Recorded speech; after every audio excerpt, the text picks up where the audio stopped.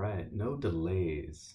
Try and get this rolling. Starting a few minutes behind where I wanted to start, so I just hit go. While I post this on Twitter, let people know what's happening. All right. So, hi, I'm Trey, Broken Path Shaman, here to meditate with you and welcome you to my virtual medicine lodge.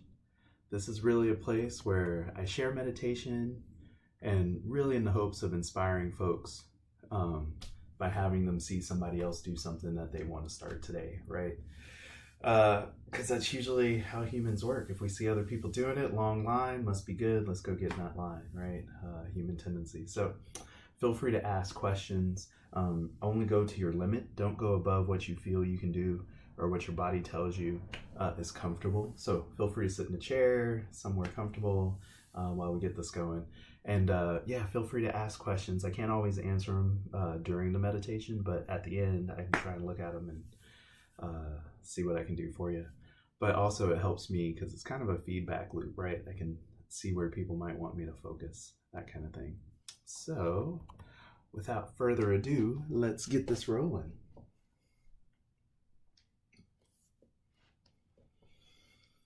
All right, so it's 30 minute, I don't even know why I say 20, it's a 30-minute meditation.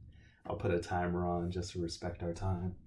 Oh yeah, let me turn my light on. Oh, I got professional equipment. No, I picked up a light because it's winter. Well, it's harvest. What is that?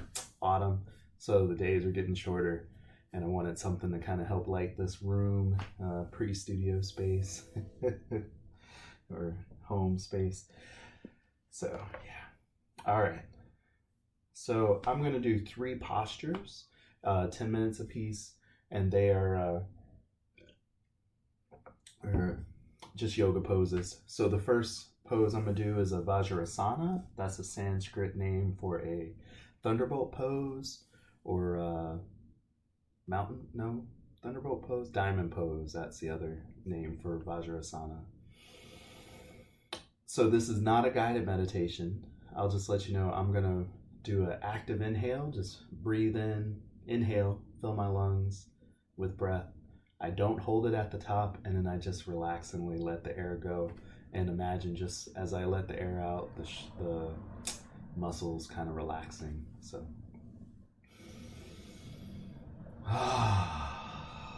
try and keep those shoulders down and away from the ears. All right, I'm gonna start a timer.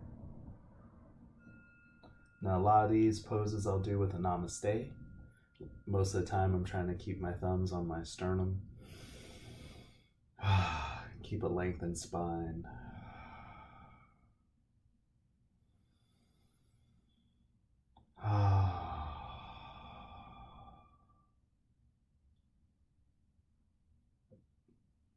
If you have burps, belches, or farts, just let them out. Let it flow through. It's fine.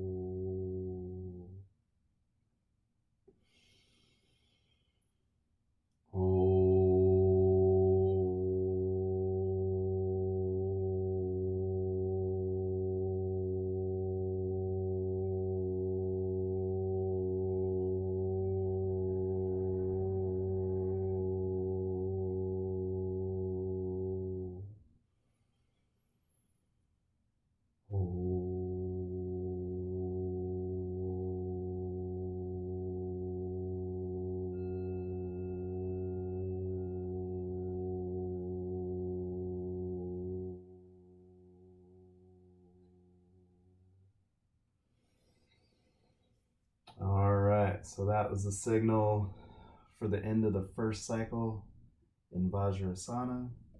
I like to caution folks to be gentle as we move between postures.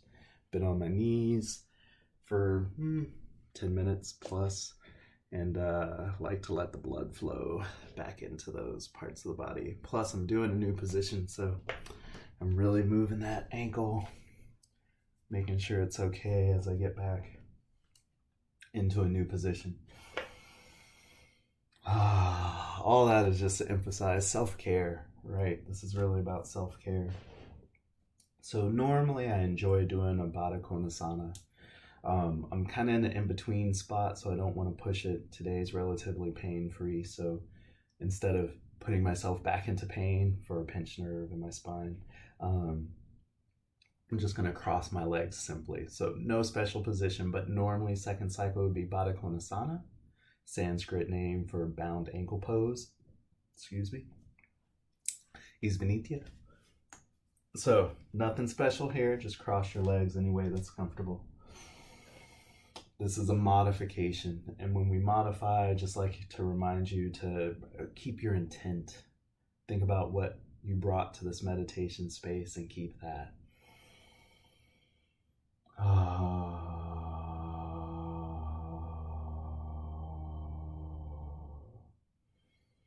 I'd have to say, sitting flat on the floor, I just feel a different connection to the earth, right? And I also like to do a namaste in this one. So just remember that active inhale, that yang inhale, the activity, and then the passive exhale, just relaxing, letting the muscles relax on the exhale, a yin exhale, and we're not holding the breath at the top or the bottom of the cycle. Just filling up with air and letting it out. Because for our whole lives, we have not paid attention to how we breathe. And I speak for myself, for most of my life, I have not paid attention to how I breathe. I'm not realizing that the breath has a very similar power as the brain, right? Or the fist. All these things are connected like the seesaw, right? Even though one's up, the other one's down. And it's like, oh, wow, that lifted that, but you push down on here and it lifts the other one up, right? Or you lift up and it pushes the other one down. They're connected. Integral connection. Integral.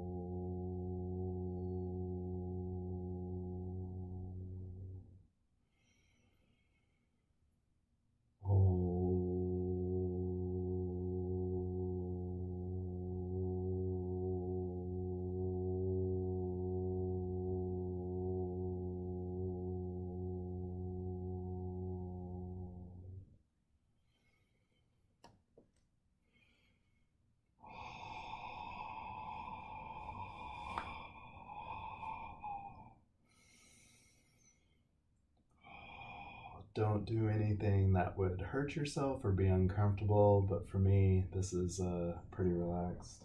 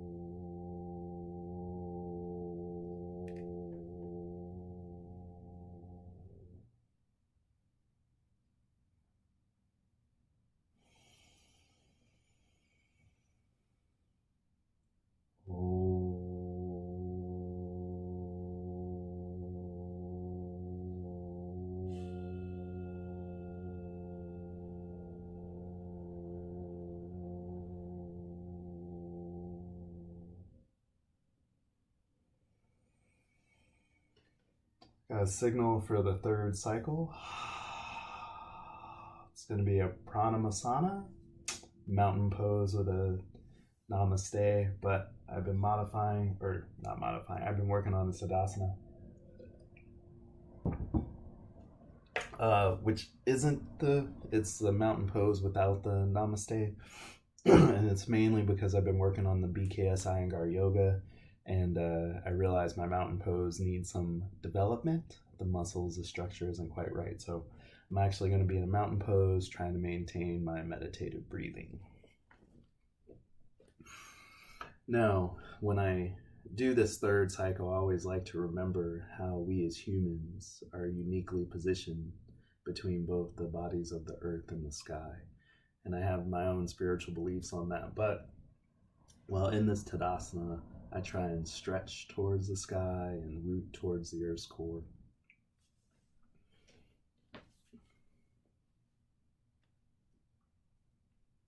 Keeping the toes and the heels together, lengthening all the toes, and trying to have the weight evenly distributed around the edges of the feet.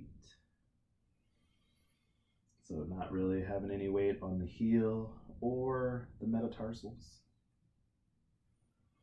but spread throughout.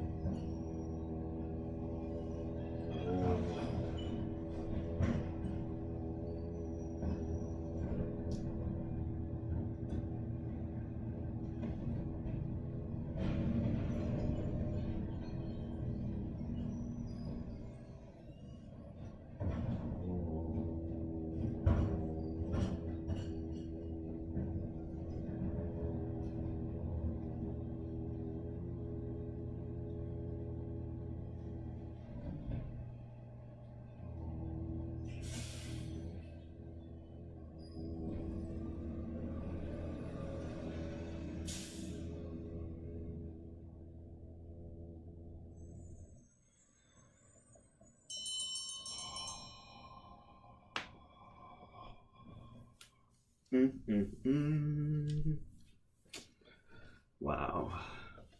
So good, so good. I tell you, I tell you. Amazing what comes out of this little session, right? So something I did want to change or add was saying something I'm grateful for at the end of the meditation. So I encourage you to think of one thing that you're grateful for, one thing you could pay forward.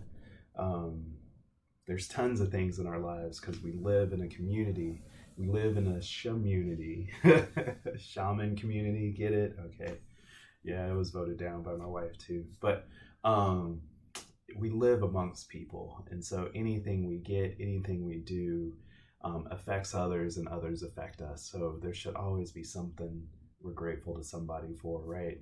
Did you go walk to a stream and pull that water out and pour it into your cup, or boil it so it's safe and put it into your cup?